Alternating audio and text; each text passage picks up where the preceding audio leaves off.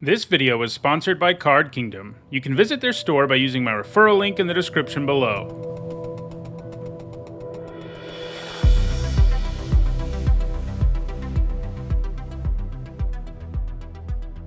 Hi everyone, I'm Nizzanotes, and today is Saturday, and that means it's time for Nizzanotes, my weekly vlog series where I talk about limited magic. We're still in the midst of Dominaria United Limited season, and it's been a really great format so far. It's one of the best ones we've seen in a while. I think, for me, even better than Kamigawa Neon Dynasty. Both of those have been big home runs, though, in terms of limited, and that's pretty good. You know, 2 of the last 4 sets were really great limited formats.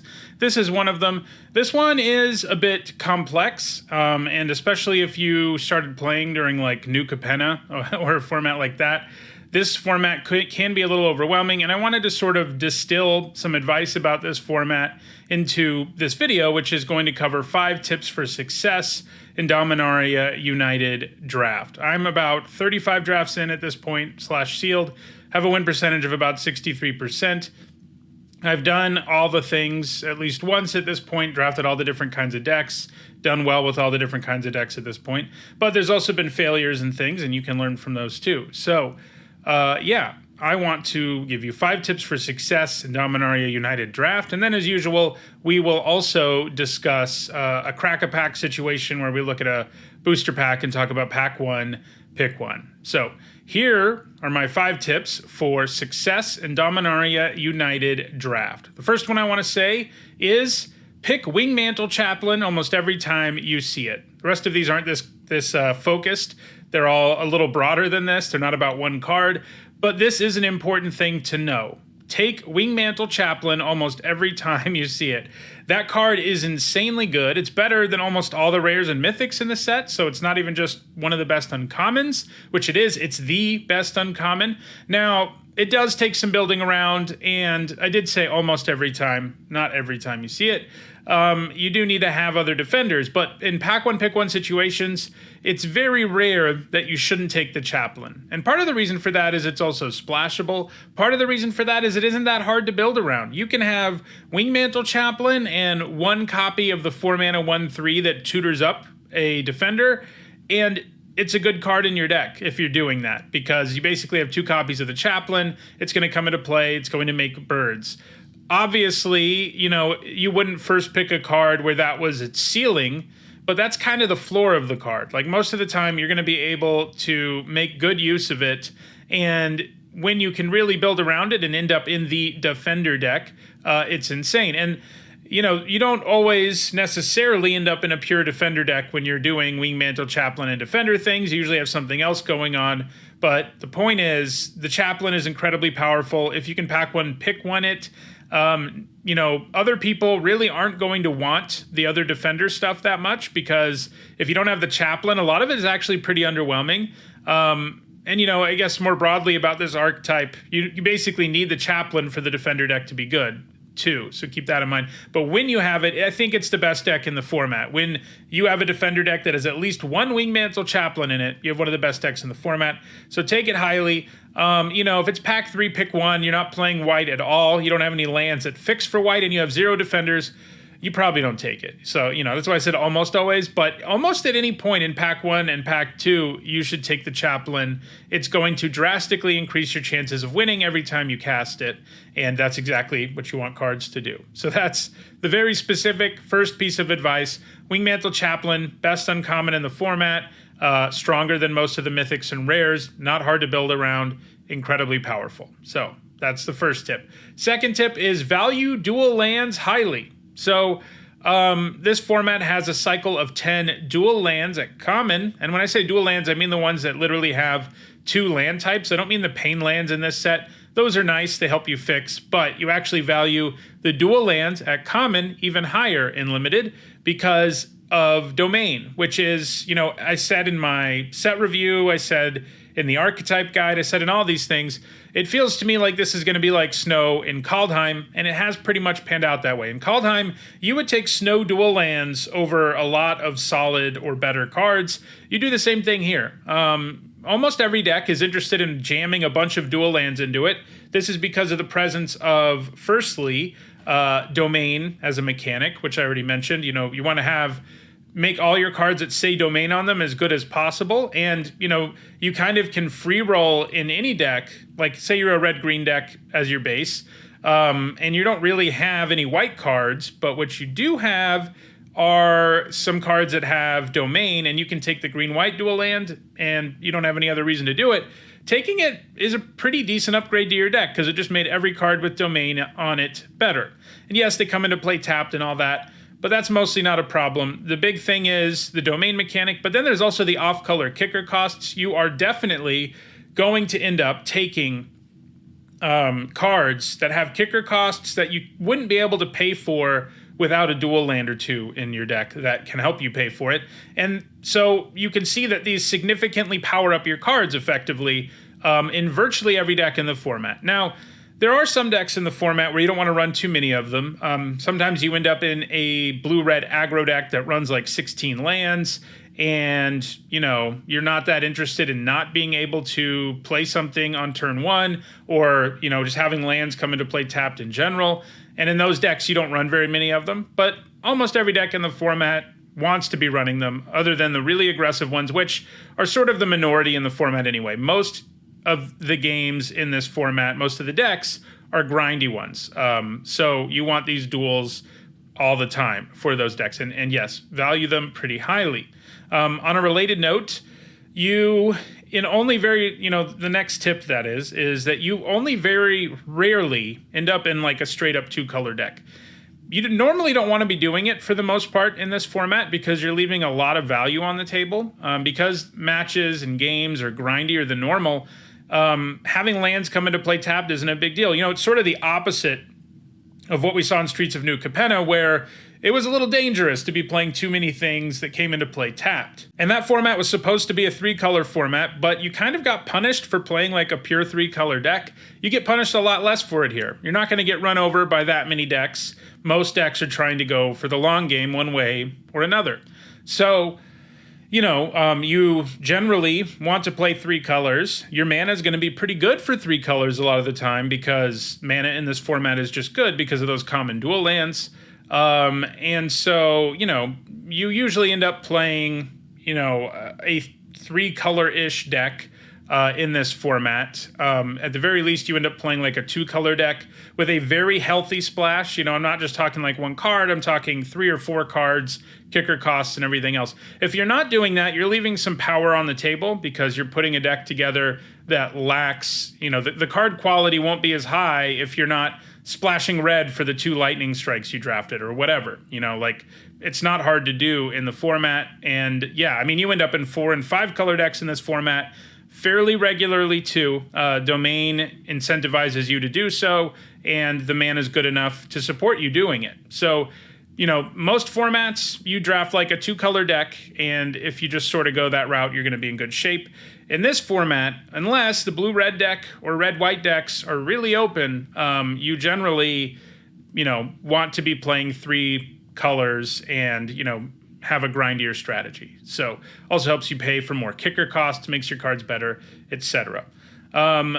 Another note, and part of what makes this format grindier, is that removal is really good in this format again.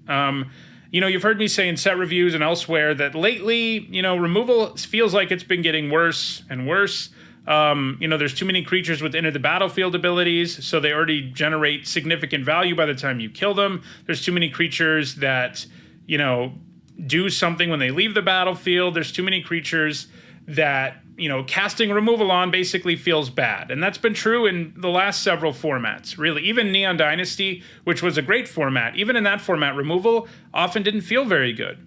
Sagas and stuff like that made it hard for that to be the case because, these were creatures who already generated a ton of value.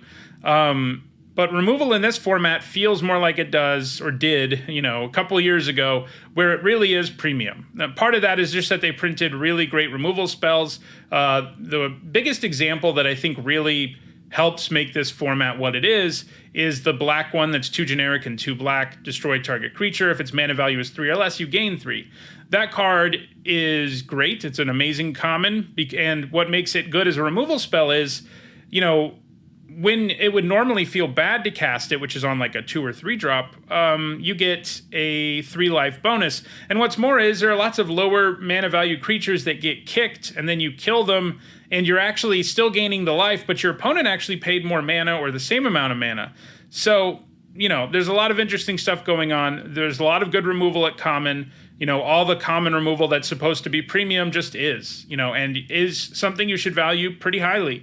There aren't enough cards in this format that generate these nasty 2-for-1s that make it so removal feels bad. Removal in this format is good, and it should be valued more highly than it has been over the last couple of years or so. It's just quite good. There's good individual cards at common that are removal spells, and then the metagame, the creatures in this format make it a really good place to use removal. I mean, most of the bombs in the format even, it's not even just the commons and uncommons. Most of the bombs, if you can untap and kill it before your opponent untaps, you're okay. And that's a big difference from what we've seen lately. So that's another thing that makes it great. You know, if your opponent plays a Defiler, you just untap and kill it, you're okay. And, you know, there are some exceptions to this. There always are absurd bombs, but most of the bombs in the format, if you deal with it right away, you have no problem. And there's a lot of removal that can deal with these things. So it's very good in this format. So value it relatively highly, you know, partly because the format's grindy too. Control decks, value decks are more of a thing. And then the last thing I wanted to say is be aware of the tricks. You know, this format's interesting, the tension it has between this really good removal that I just talked about, and then there's all of these tricks that can blank removal. And, you know, there's one at common in blue, the one that gives Shore Up, which gives +1/+1 and Hexproof for 1 mana. There's a black one that's 1 generic and a black that gives Indestructible and Death Touch. And in white, there's one that gives +1/+1, Indestructible, and Lifelink. These tricks are very powerful. You know, I'm never someone who wants to jam a bunch of tricks into my deck, unless I'm in like a blue-red aggro deck. Then I run like 4 copies of Shore Up because of all the spell triggers, but that's sort of a special situation. I'm never someone who wants to jam a bunch of these tricks into my deck, but when your opponent has mana up and you're thinking about using removal, especially if you're thinking about using removal like in combat, you need to be very careful in this format because it's easy to get blown out by any of the tricks that I just mentioned. A lot of the time, it's just better to avoid getting tricky. Like, you know, you're like, okay, I'm going to make my opponent double block my creature, and then I'm going to cast my removal spell to kill one of them, and then, you know, the other one will die and everything will be fine. Well, if they have one of those tricks, they can often cast it, save their creature, both their creatures survive, and yours dies. And that is, it's a 2-for-1 that gives them way better board presence, and that is backbreaking. So be aware of these tricks, keep them all in mind when you can, because if you don't, you're going to get burned. This format just has a lot of good ways to, you know, save creatures. You need to keep them in mind in combat too, of course, but that's less of a blowout when, you know, your opponent uses it to save their creature and kill yours. That's just a 1-for-1. Sure, you lose something on board, but that's not nearly as backbreaking. Keep them in mind then too, but really keep them in mind when you're thinking about targeting an opposing creature, because things could go sideways if you're not careful. So those are the 5 sort of broad tips. Wingmantle Chaplin's awesome. Be aware of tricks. Removal's great in this format. Value the dual lands highly, and try to play as many colors as your mana base lets you, because it'll give you a more powerful deck. So those are my 5 tips. Hopefully they help you. Now we'll go ahead and dive into a Crack-a-Pack where we talk about a specific pack one, pick one scenario. We're going to look at a pack. I'll talk about every card in it, how I feel about it, and then what I would first pick. Okay, so here is our pack. Our first common is Flowstone Infusion. This is a pretty good card. I mean, you can, you know, conceivably first pick it in a weak pack. It kills most of the early game things, including some pretty threatening low drop creatures. It is especially good if you have spell triggers and stuff, but it's good in any deck. You know, I don't love the idea of first picking it, but I also wouldn't feel like it's a disaster. It's a nice removal spell.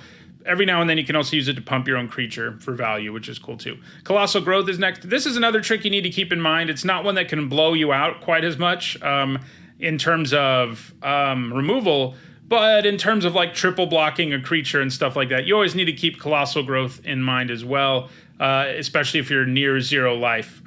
That said, I would take Infusion over it, but having one of those in every deck that's red-green can easily cast and kick it is usually a good idea. Vanquisher's Axe, this thing's basically been unplayable. There's not enough of a reason to be using it. You have Enlist, which is, kind of a less bad version of this because, most of the time your creature gets +2/+0, and you don't have to have a card in your deck that doesn't do anything on its own. So yeah, it's not very good. Next up, it's Contaminated Aquifer. So this is one of those duels I was talking about. For me, it and Flowstone Infusion are close. Just because I like and value the value that the Aquifer can give you in terms of flexibility for splashing, being able to kick things, getting domain going. But I think I would take Infusion over it in this pack 1 pick 1 where we don't even know if this land's going to work out for us. Next up, we've got Magnagoth Sentry. This thing has been a perfectly solid 4-drop. Stops a lot of flyers. Flyers are good in this format. That could have been on our list. But, there are reach creatures in green to help combat them, and the Sentry does a reasonable job of that. After that, we have another Infusion. The first one was our foil. So this Infusion, same card. I think it still is what we would take out of this pack, one of these Infusions. I guess we'll take the foil one. Next up, it is Bite Down. I do think this is better than Flowstone Infusion. This is a premium removal spell for green. It can really do some serious work. The fact it's an instant is amazing. Your creatures in green are usually big enough that they can easily kill things. You have the 3-mana 1/1 Death Touch Elf, which makes it even better. So I do like Bite Down more than Infusion. Cost twice the mana, of course, but it's a great removal spell. Kills a lot more things than Infusion does. Next up, it's Eerie Soul Tender. This has been a solid sort of role player in decks that have graveyard stuff going on, especially, but I would take Flowstone Infusion and Bite Down over it pretty easily. Next up, we've got Citizen's Arrest. So I was talking about how removal's good in this format, and we've seen Bite Down. Now we see Citizen's Arrest. These are sort of the two premium removal spells at common for these two colors. The Arrest has been really good. The one bummer about it in a format where you want to be splashing all the time, and you can splash all the time, is they made it cost double white. So if you first pick it, the chances of you playing it, you kind of have to be a base white deck or it's not going to happen. And it's probably a good thing they did that. If too many of these removal spells were splashable, that'd be a problem. And this one is not. But I do think it's better than Bite Down overall, and I would take it here. Next up, we got Essence Scatter. This has been nice. It is basically every time we see it. It's especially nice against Wingmantle Chaplin. I mean, it's good against everything, but one of the nice things about playing the Defender deck is they often tutor up their Wingmantle Chaplin, so you know it's coming, and you can just hold on to your Essence Scatter. So that's sort of a metagame specific thing, but it's good in general, especially if, you're in the spell deck or you're playing Tolarian Terrors or anything like that likes spells. So, yeah.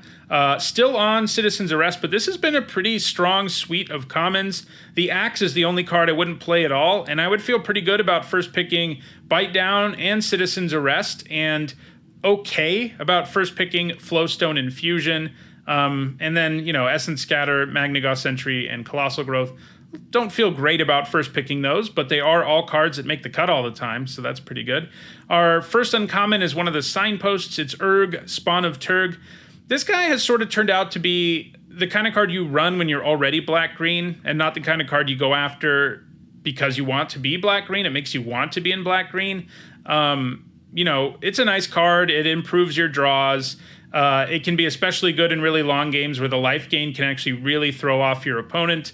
And eventually it becomes a big attacker, but, it's not like the other legendary signpost for black-green, Bortuk Bone Rattle, which is, insanely good, and you would play in a lot of different decks, and part of what hurts it is the double black. You can't splash it, but I don't take Urg highly at all, generally. I mean, if it's pack 3, pick 1, and I'm clearly a black-green deck that loves the graveyard, maybe I start taking it a little more highly, but I would not take this card with a first pick in basically any scenario. Next up, we've got Blight Pile. So I talked about how great Wingmantle Chaplin is, and that's true. And I do think, to talk about the Defender deck a little more, I think people try sometimes to play the deck when they don't have the Chaplain, and it doesn't turn out nearly as well. And that's because Blight Pile here, for example, you know, these are nice plan Bs to have in your Wingmantle Chaplin Defender decks, but your deck is really about the Chaplin. It's not about these as much. These can do the job, Blight Pile can, but the 3 mana is actually kind of a lot. And you find yourself, you know, unless the game is already in a really late stage, you find yourself being like, man, I can either add to the board or do like 2 to my opponent. What do I do here? And the answer is usually that you have to add to the board. So Blight Pile ends up being kind of awkward a lot of the time. What's great about the Chaplin is it just adds a bunch of stuff to the board. You don't have to spend any additional mana on it. And for both Blight Pile and Coral Colony, you do have to spend mana for them to do their thing. And you sort of have to keep doing it over and over so they snowball until they win. Whereas the Chaplin, you just go, yeah, okay, I'm casting this. And that's all you do. You know, so they're good and all, but I would not take them especially highly, you know, especially in a pack one, pick one. Once you have a Wingmantle Chaplin, you know, then you just want to snatch up every defender ever. And the other ones that are defender payoffs certainly will be nice for your deck. But definitely still on Citizen's Arrest here. Our next uncommon is another great one. This is the one that I thought was going to be the best white uncommon in the set, Knight of Dawn's Light. And maybe in a vacuum it still is. You know, it's this great 2-mana 2/2 for striker. It can pump itself all game long. It even augments your life gain. It is a scary thing on turn 2, and if you can't kill it, sometimes it can just take over the game. But Wingmantle Chaplin has proven to be the better uncommon, even though it takes a little more work. The work is well worth it. That said, I think I would take Knight of Dawn's Life over Citizen's Arrest. It is a little bit of a bummer that so far, we haven't looked at our rare yet, but so far the 2 best cards in the pack I think are white. So someone else is going to be in white too. But the Knight is really good. There aren't, you know, it's rare to say, look, I played a 2-drop, and if you don't kill it, you're probably going to lose. But that's what you have there. And sure, it dies to a lot of things, but the upside is amazing. It's great early. It's great if you draw it late and can pump mana into it. I like both the Knights a lot, the black one and the white one. And then a rare is Herd Migration. So this is one of these big domain payoffs. You pay 7, and it gives you a 3/3 beast for, you know, however much domain you have. So ideally, you pay 7 and you get 5 beasts, which is very doable. What makes the card really nice is that it can also cycle itself to search up a land and gain you 3 life. So it's great for domain decks. And this card is kind of like Wingmantle Chaplin in that, yeah, you have to do a lot of work to build around it, but building around it is very doable, and it is very difficult for your opponent to beat. You know, pay 7, put 5 3/3s on the board. That's gonna win the game a lot, especially because you can ramp reasonably well in those decks. And you still have this fail case where it helps you get your other domain stuff online. It is kind of hard to get back from your graveyard in this format, which is probably good because it would be absurd if there was like some green common that let you return it to your hand after you cycled it early. But nonetheless, I think I would take it here in the end. You know, the domain decks, you know, I think the defender decks are the best in the format. I think the next sort of tier or 1B are domain decks that really get there. They are incredibly synergistic. They can play all the most powerful cards, and then they have big, crazy payoffs like Herd Migration that are hard to beat. So, you know, it's an interesting format where you do first pick these cards that are sort of heavy build-arounds, but the build-aroundy nature of them is, you know, it's sort of overstated. They're easy to build around. So, yeah, you got to do some work. You got to change your pick order. You got to think about what you're doing.